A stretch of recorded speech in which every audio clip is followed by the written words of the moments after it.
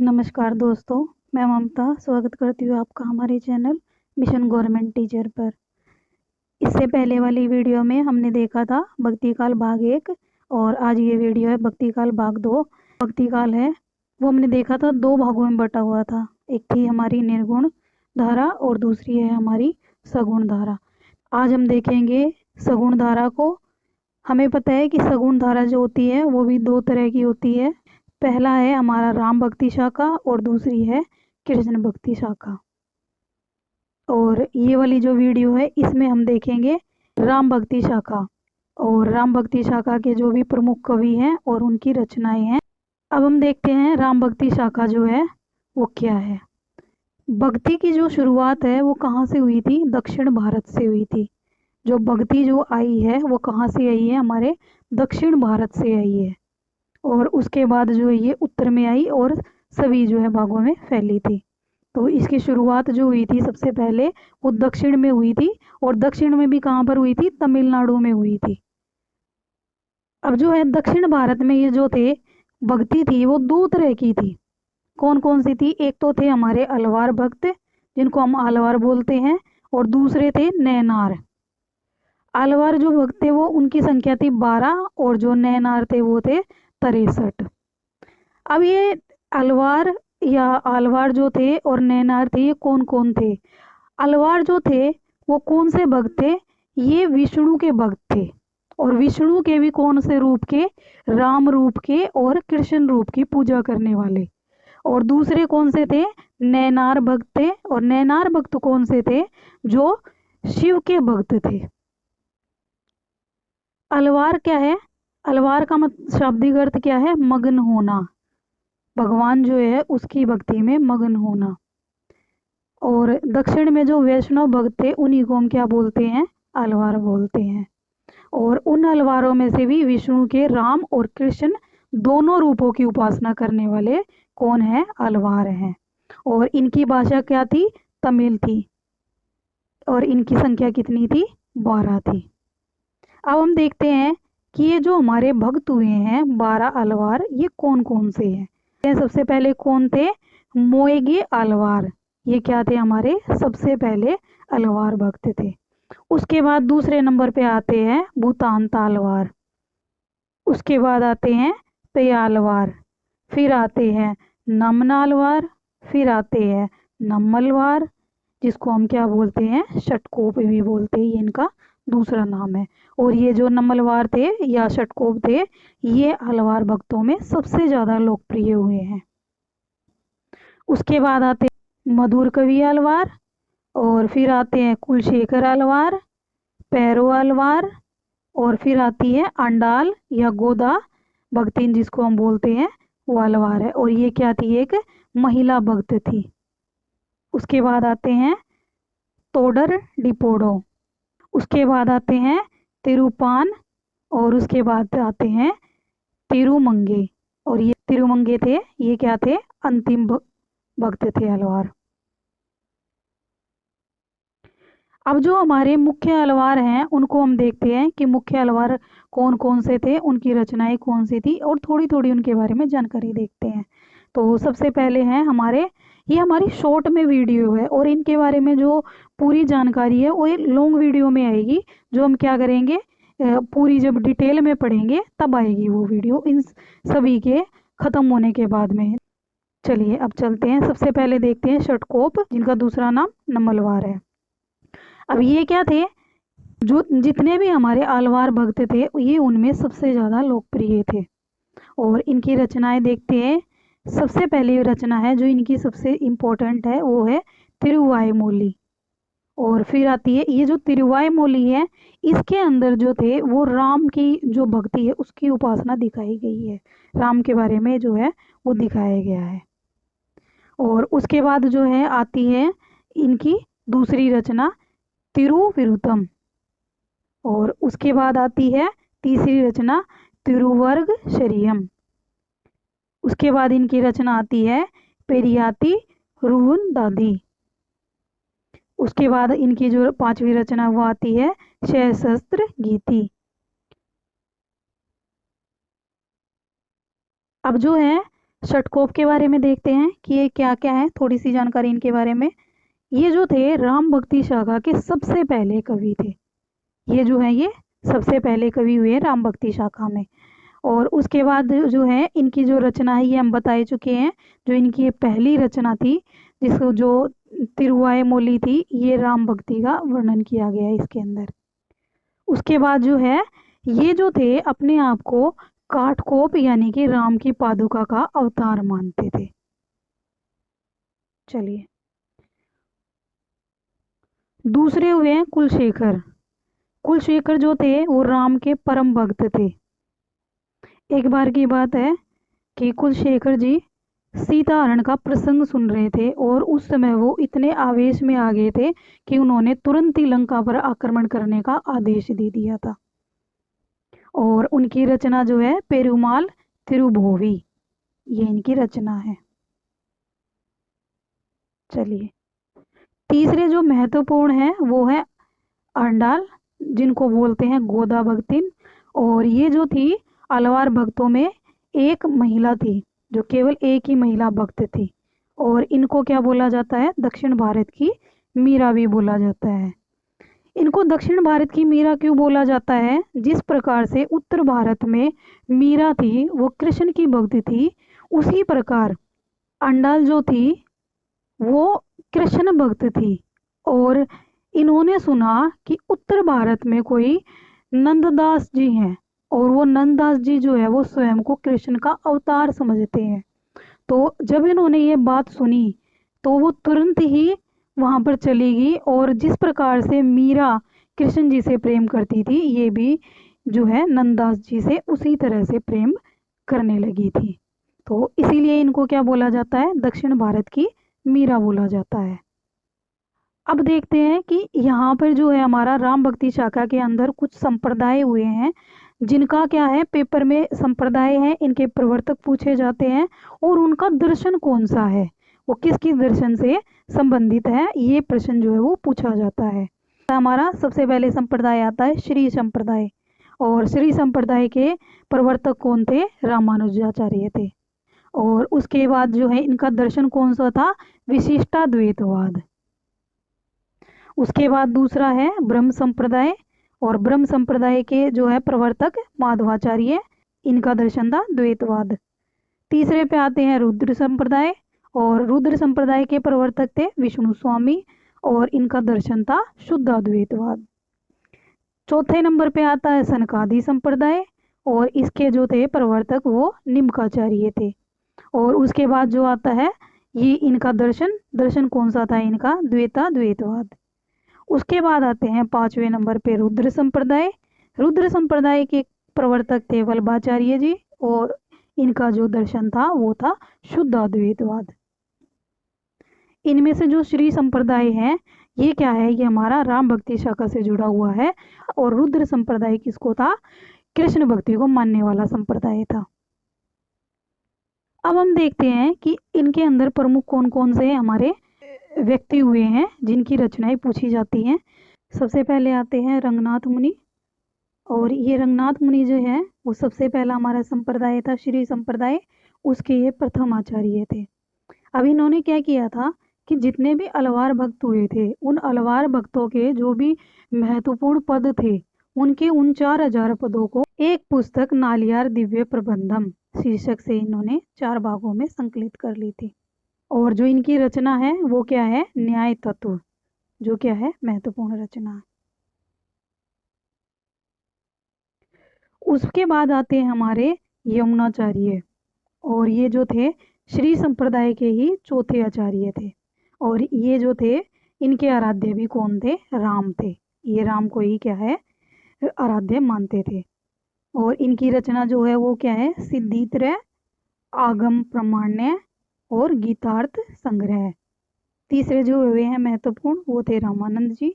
और ये जो थे वो क्या थे, ये रामानुजाचार्य के शिष्य परंपरा में सबसे ज़्यादा प्रसिद्ध थे।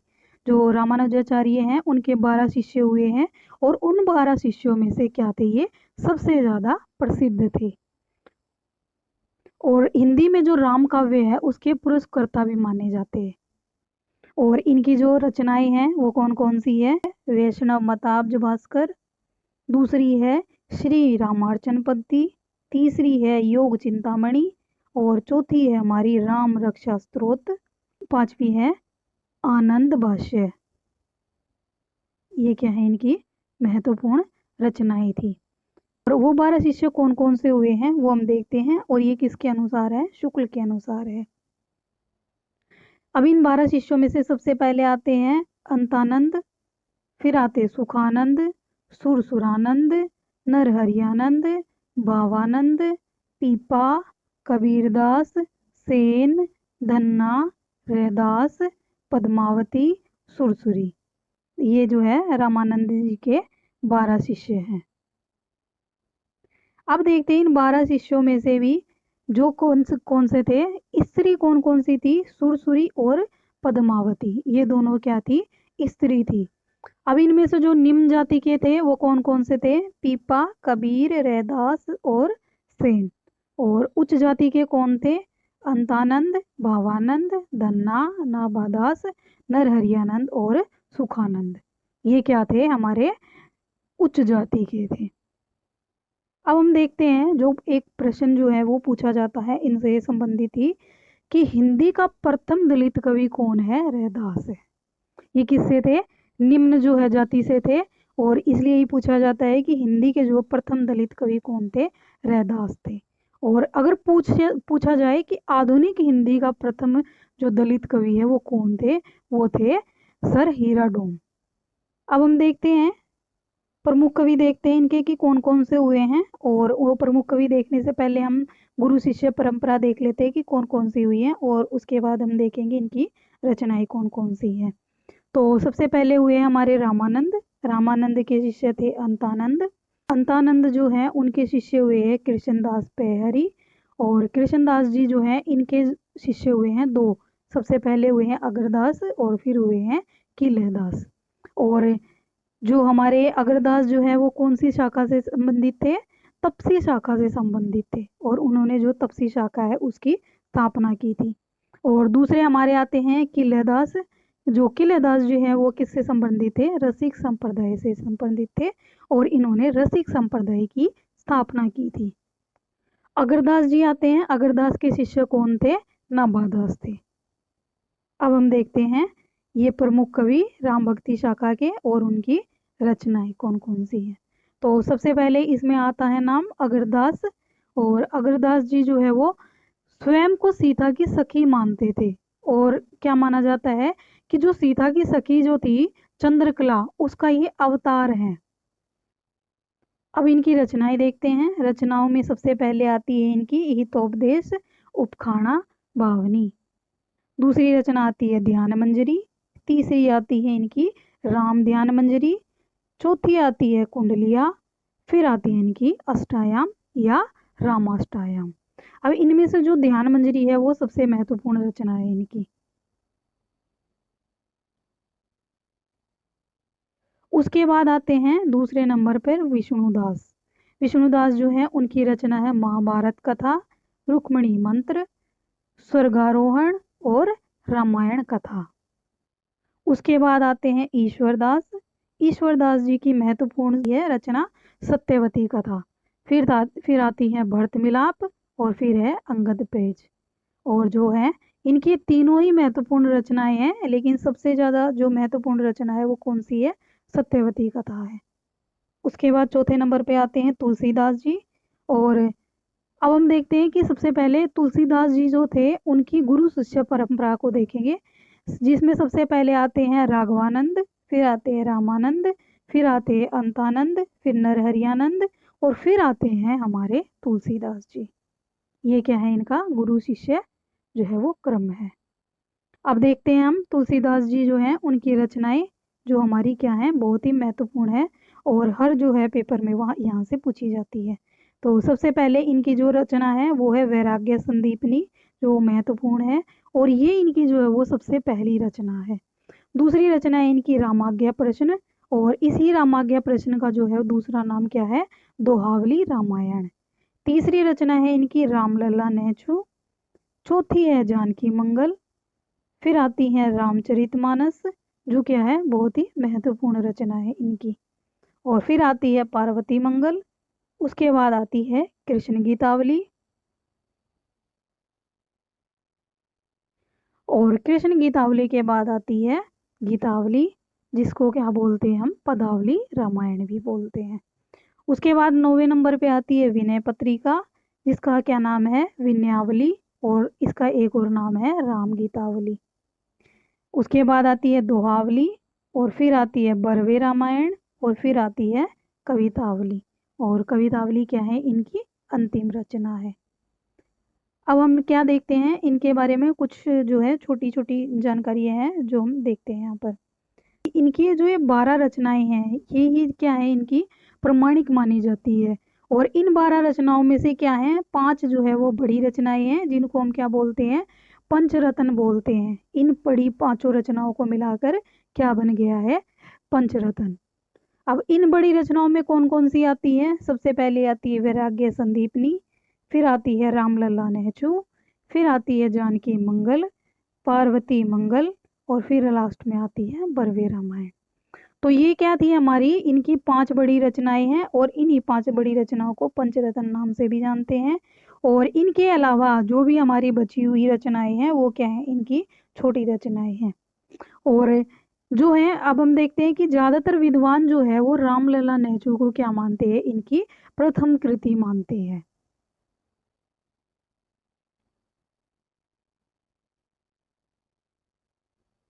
उसके बाद आते हैं नाभादास। नाभादास जो है इनकी 2 रचनाएं हुई हैं, भक्तमाल और अष्टयाम। उसके बाद आते हैं केशवदास। केशवदास की रचनाएं देखते हैं।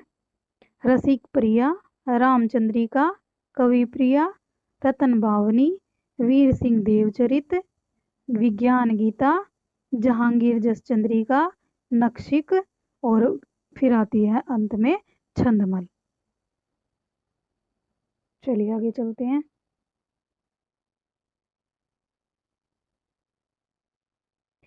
फिर आते हैं हमारे सेनापति। सेनापति जो है इनकी 2 रचनाएं हैं, एक है कवित रत्नाकर और दूसरी है हमारी काव्य कल्पद्रुम। अब हम देखेंगे कि जो हमारे अन्य राम भक्त कवि हुए हैं और उनकी रचनाओं को देखते हैं। तो सबसे पहला नाम आता है हमारे प्राणचंद्र चौहान जी, और इनकी रचना है रामायण महानाटक। दूसरा नाम आता है माधवदास चरण, और माधवदास जी जो हैं इनकी रचना है रामरासो, और दूसरी रचना है अध्यात्म रामायण। तीसरे नंबर पे आते हैं हृदय राम, और हृदय राम की रचना है हनुमान नाटक। चौथे पे आते हैं रायमल पांडे, और इनकी रचना है हनुम चरित। और फिर आते हैं नरहरि बारहट, और इनकी रचना है पौरुष्य रामायण। उसके बाद आते हैं लालदास। लालदास जी की रचना है अवध विलास।